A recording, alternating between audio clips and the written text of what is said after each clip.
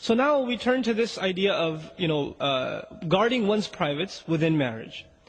Before a young man gets married in our times nowadays, they've watched a few movies here and there before they made tawbah and they became religious. And they have this idea of what love is and what marriage is. And, brothers come up to me all the time, brother, man, I gotta get married, man.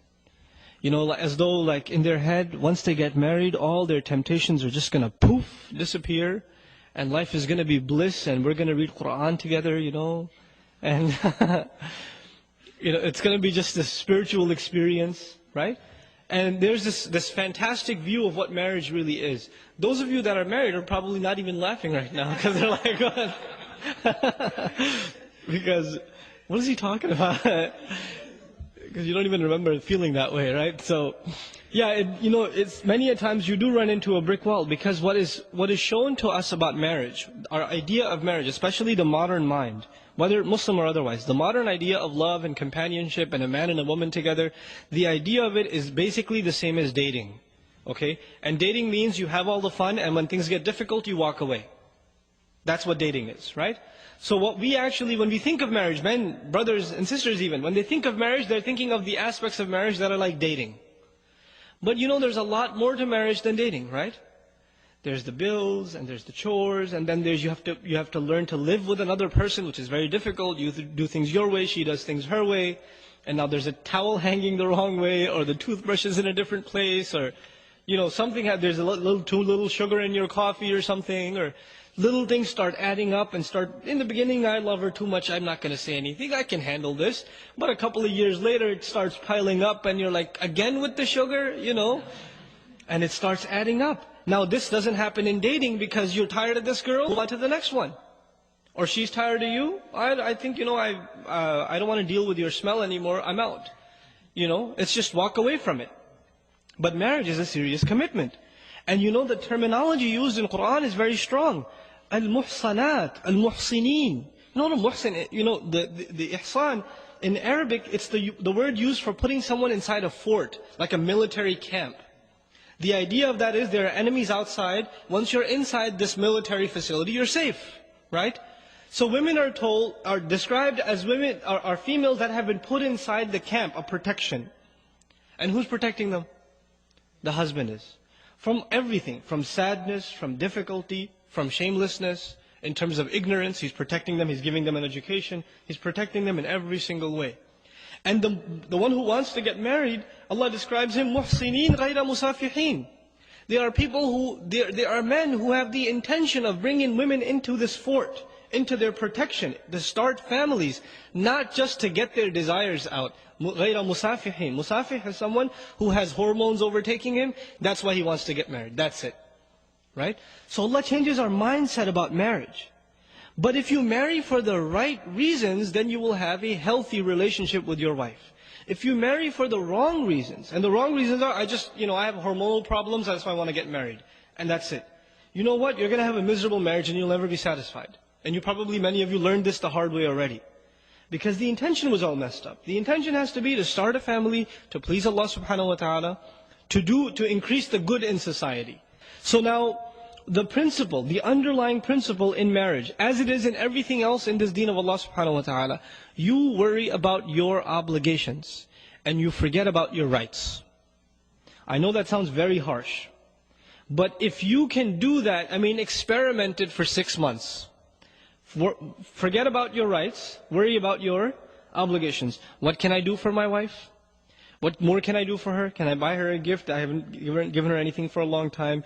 If she makes a mistake, pretend like she didn't even make it, right? وَإِن تَصْفَحُوا وَتَغْفِرُوا تَعْفُوا وَتَصْفَحُوا. Tasfahu means cover the page. When you cover a page, you can't see the previous page, right?